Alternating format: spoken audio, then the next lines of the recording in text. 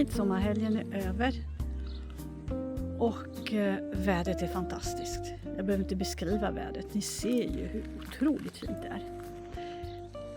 Och lotten är ju så fin. Jag står här utanför staketet och så tittar jag ner. För bara några veckor sedan så var här bar jord. Och min ambition är att inte ha bar jord. På det viset slipper jag hålla på och täcka det med gräsklipp eller annat. Och, alltså växterna skuggar ju jorden själva och sen när jag rensar så låter jag det ligga kvar på jorden och så blir det naturlig gödsel på det viset. Men jag tycker det är så fint när man tittar på den här kombinationen. Salvian och guldnattljusen och sen så den här okända rosen som jag tyckte var lite för neonrosa förra året. Men här, med den här kombinationen av växter så dämpas färgen och tvärtom så tar den inte över utan den kommer till sin rätt. Och den här okända rosen har ju precis börjat slå ut nu och det är de nedersta knopparna som alltid som slår ut först. Så därför kan inte jag visa riktigt hur den ser ut, men ni ser ju färgen. Någon slags korallrosa. Fint ihop med det gula, eller hur? Och det är samma sak på den här, eller med den här delen av rabatten, att jorden täcks av växtlighet nu.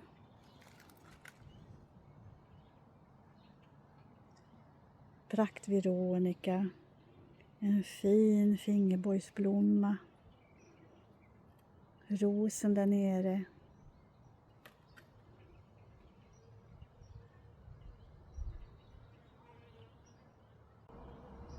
Och så har min Ghislaine de Filigonde äntligen slagit ut, som jag har längtat.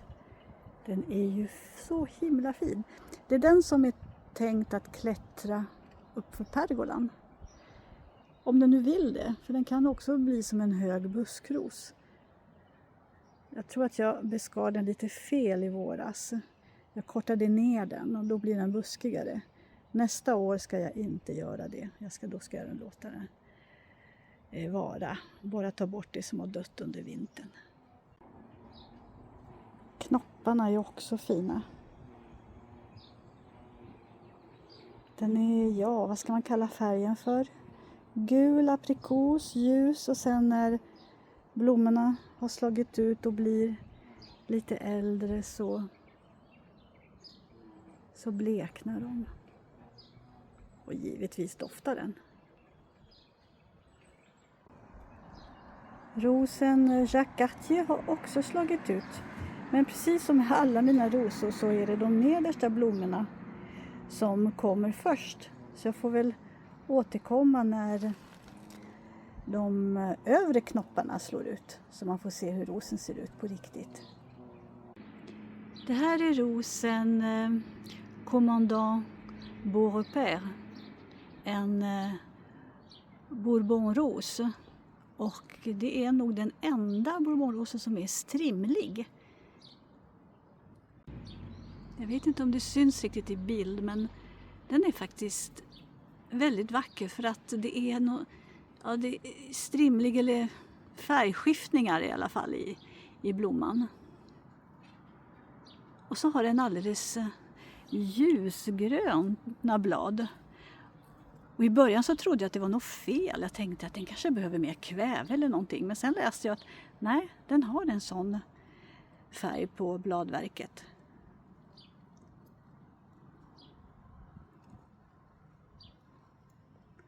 Commandant Beaurepaire.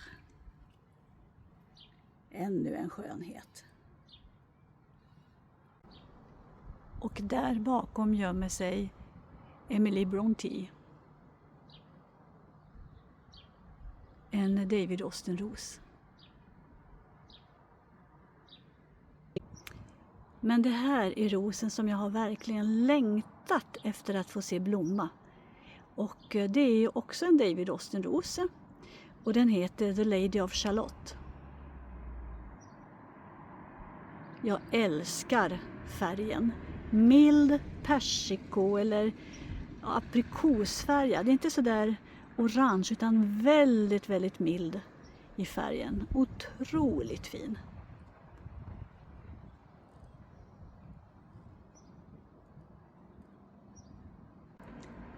Och här har vi Desdemona från David Austin. Den är inte riktigt vit utan den är, skulle jag säga, gräddvit som vispgrädde.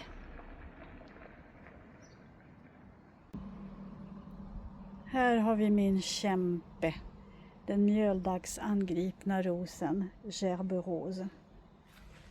Den blommar precis så vackert som jag hade hoppats att den skulle göra.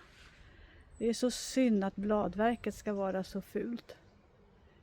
Men förhoppningsvis så slipper jag mjöldagg nästa år. Jag ska verkligen se till att vattna den ordentligt.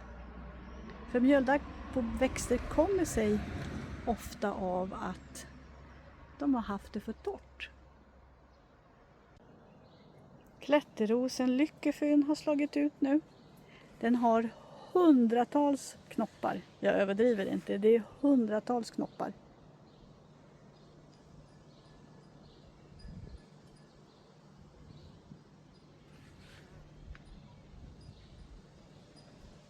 Så när alla har slagit ut så kommer den att bli riktigt maffig.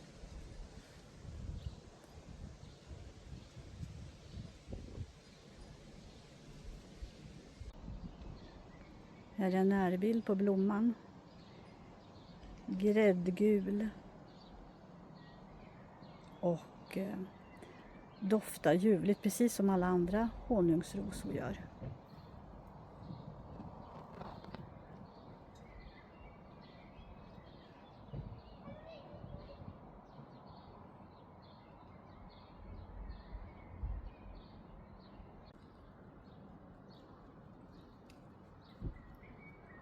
The Generous Gardener of David Austin.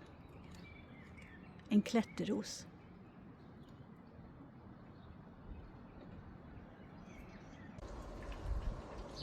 Och här har vi min okända klätterros. Jag börjar vänja mig vid färgen. Den var lite för cerise för mig egentligen, men den lyser upp det här hörnet väldigt fint. Men om någon känner igen den och vet vad den heter så får ni jättegärna tala om det för mig.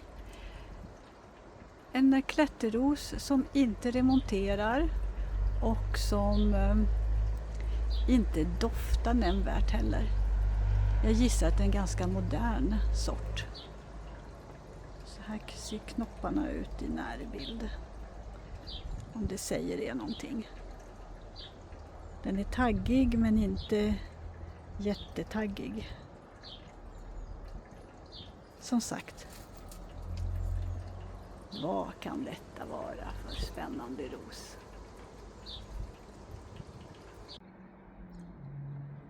Ytterligare en av mina nya pioner menar jag, som har slagit ut.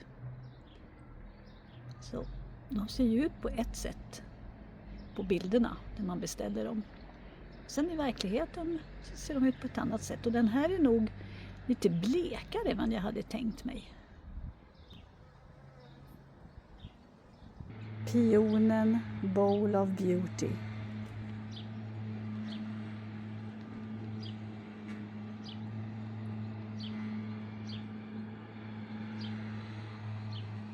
Den är verkligen som en skål av skönhet.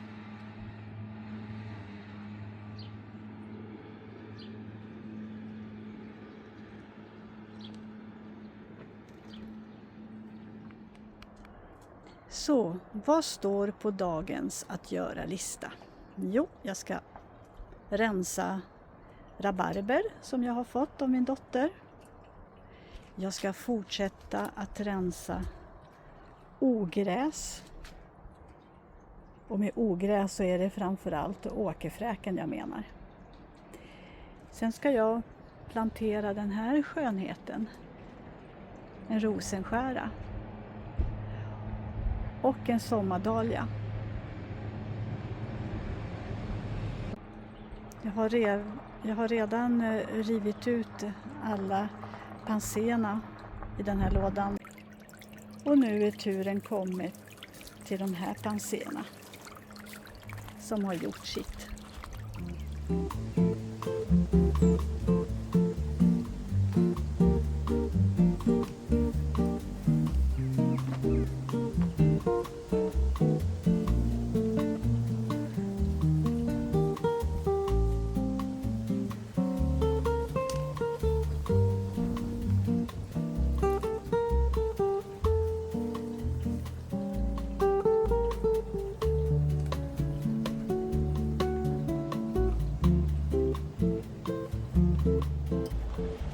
Jag gödslar den gamla jorden med lite benmjöl och algomin trädgård, så slipper jag byta ut den.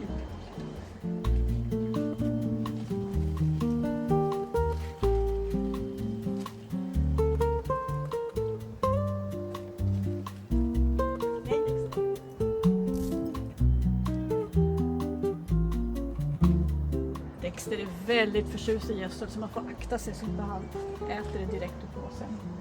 Och algomin och benmjöl tillsammans är en bra kombination, och det är inte så kväverikt, för det ska det inte vara, för nu vill jag att de här blommorna ska blomma och inte göra ännu mer blad.